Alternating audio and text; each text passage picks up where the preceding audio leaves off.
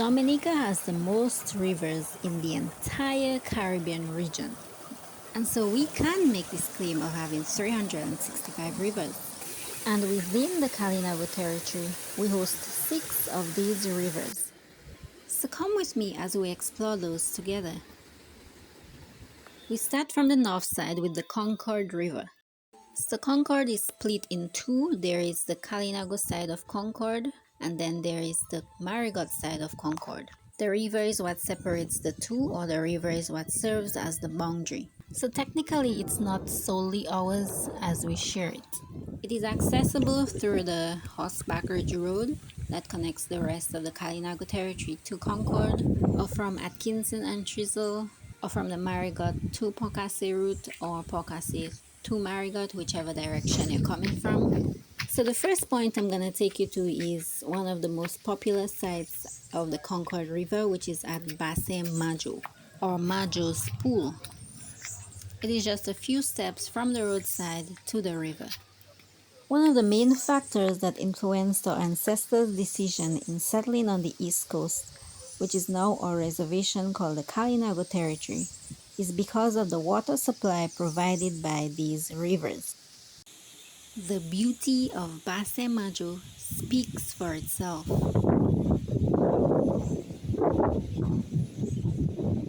And a quick message to the tourists and to the locals: this is one of our major tourist sites, so please ensure to keep the area clean and tidy.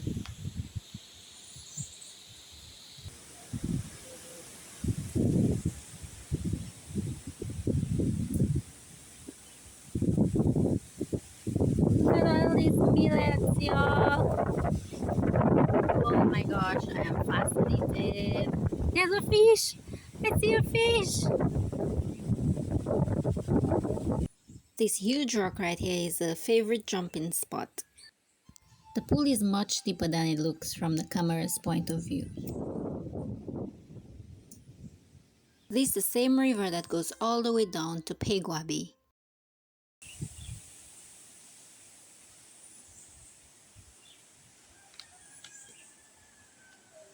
The riverside also has fouye d'ifé, or a fireplace where you can cook your food.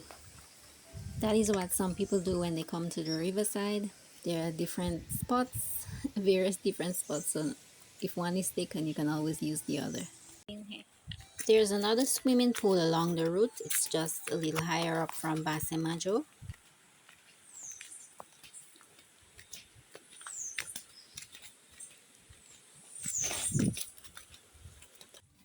There are also cooking spots, and that is the culture of not just Kalinagos, but of Dominicans on a whole.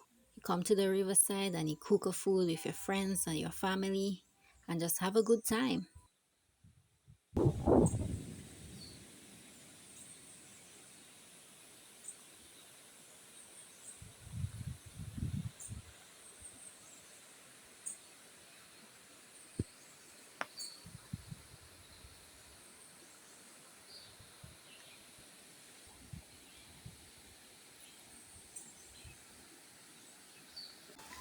The river has several different access points, so you cannot say that you did not find a place to bathe. This spot is less secluded and more open.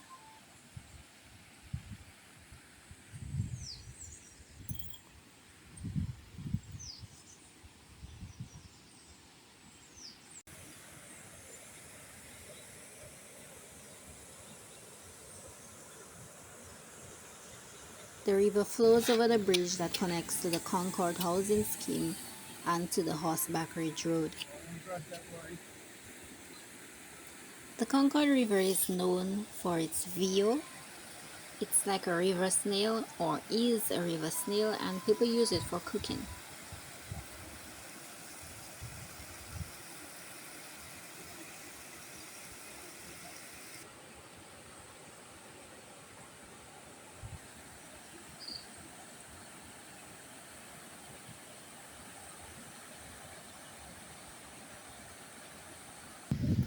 The bridge is slimy because of moss, so you gotta be careful when you're walking on there.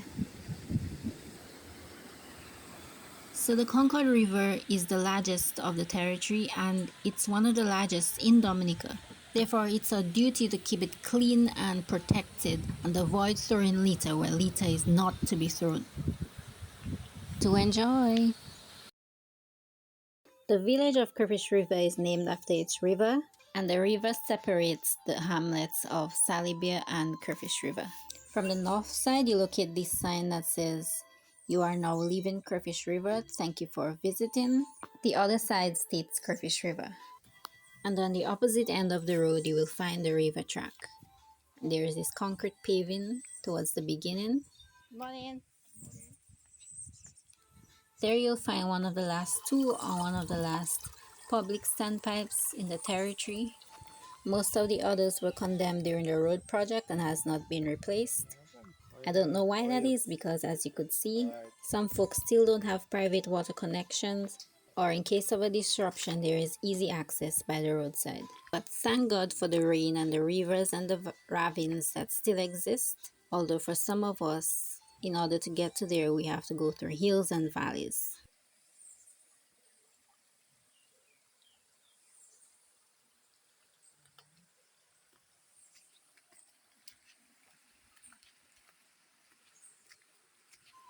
So this river and Crayfish River, much like the rest of our other rivers, have become smaller throughout the years, and that's mostly because of deforestation along the river banks and also after the Hurricane Maria, which destroyed much of our trees. There's also the effects of climate change, and of course some of the rivers are used to generate water supply to private homes and public spaces, as in this case.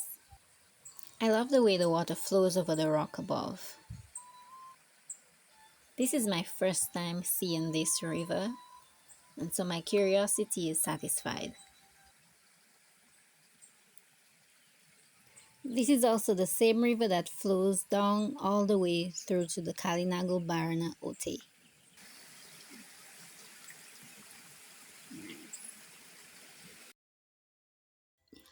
The Salibia River separates the hamlets of Sensi and Salibia. After passing the bus stop, you take this stretch of road until you meet the sign in the corner that says, "You are now leaving Salibia. Thank you for visiting." It is located just before this yellow and red building that is the Palarep's local office, with a greenhouse next to it. It was and is still sometimes called the boxing plant. From a south view, the sign says Salibia. A few villagers live in the surrounding area and they call that area Sapit. Steel barriers have now been placed along the new road, so the areas look slightly different now than when this footage was taken. This river is also used by the water company to supply water to the residents, so it has indeed gotten smaller as well. There is a small spot for bathing. There are other pools higher up. I haven't been there in a while, but if you pass in front of the yellow building, you go upwards, you should encounter some small pools. I'm not sure how big they are right now. You may also have to pass through someone's yard or next to someone's yard. I'm not sure if they have gained full ownership of the property there, but just in case. And also you may want to be mindful if there are any dogs. But higher up used to be one of our popular bathing spots.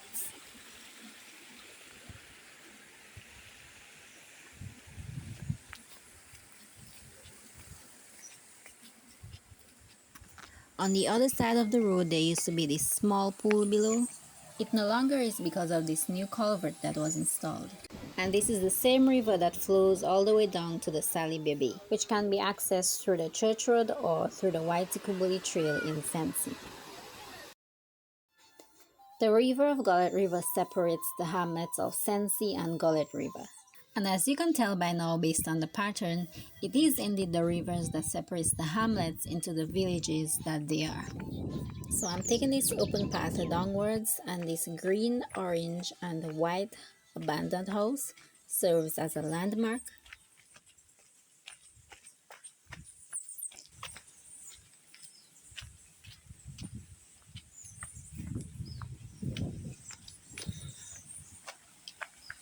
And this river too serves to supply water to the area.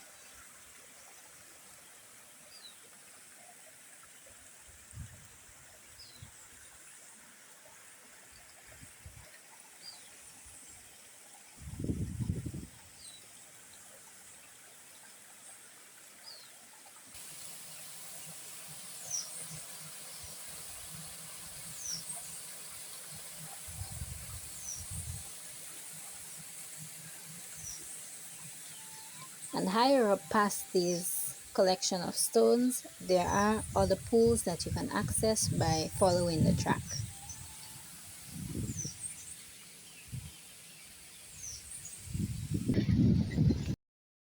So I want to big up Quarter Days Rental. That's a rental company in the Kalinago Territory itself. The river of Mahaut River separates the villages of Mahaut River and Sineku. And again, the area is named after the river. Just after crossing the Roman Catholic Church, you come down, and on the right, there is this green concrete building. And there's the sign that says, "You are now leaving Mahaut River. Thank you for visiting."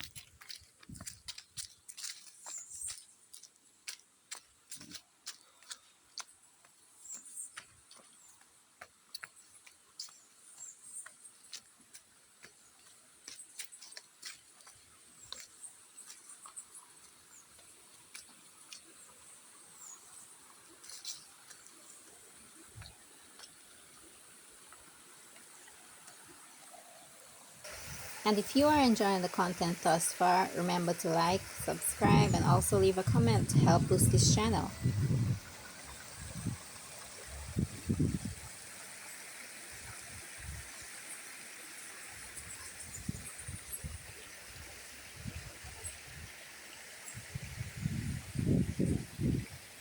There are several pools that you can use, and higher up, although I have never been, I would think that there are other pools that you can access.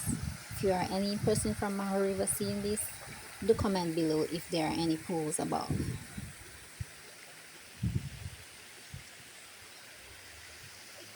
And finally, my favorite, the Sineku River. It's just past the yellow Sineku Resource Center. In a moment, you'll see why it's my favorite. And this one doesn't separate any hamlets.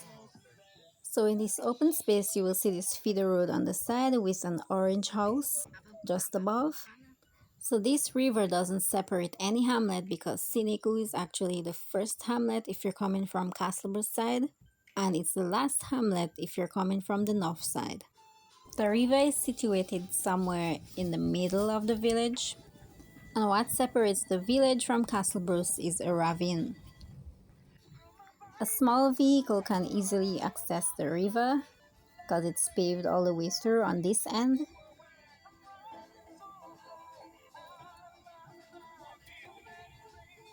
And it can only go as far as these rocks. And just a couple steps down and you'll find the river.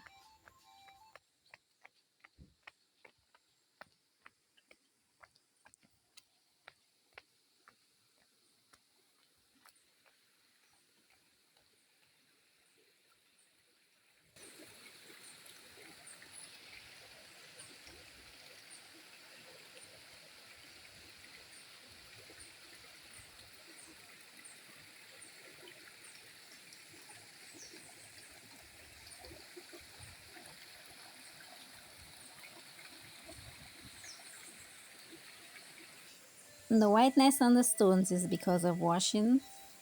Who remembers, according to our parents, going to the river to chocho our clothes? Those stones were used to rub and chomp our clothes on, and you can still see the residue of the soap on there. And higher up the river, you can also find these other pools. And there are so many more that you can discover.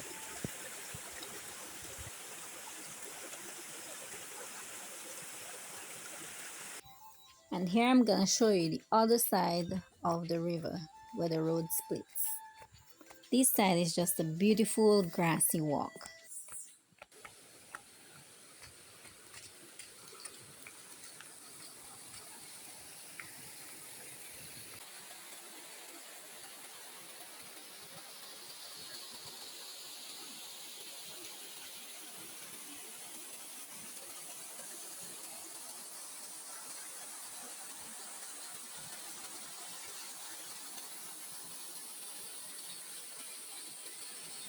Right here is the culvert of the bridge that holds the road above.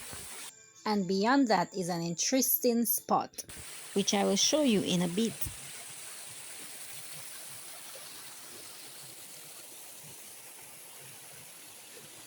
A ravine also connects to this part of the river where people collect their water. On the opposite side of the road is where I'm gonna show you my find. Look at the breadfruit tree and this huge tree, and you just continue onto the path that has been well cleared. You want cubes, man? Cubes? What is that? Kubawi. No. They have cubes on the tree. Oh. This took my breath away. I remember that stone was so tall. This is what the Sineku people call Abapon. If you haven't visited yet, place Abapon on your bucket list. This wonderful, glorious pool with this waterfall coming from the culvert, sparkling water, green from the surrounding trees, just gorgeous. And it travels all the way down to the bayside where you can access several of its pools by following the White Kubuli National Trail. So come explore our rivers, not just tourists but locals too. Explore your own communities and make it an adventure to remember. Thank you so much for watching this video. Remember to comment, like, and subscribe. Until next time!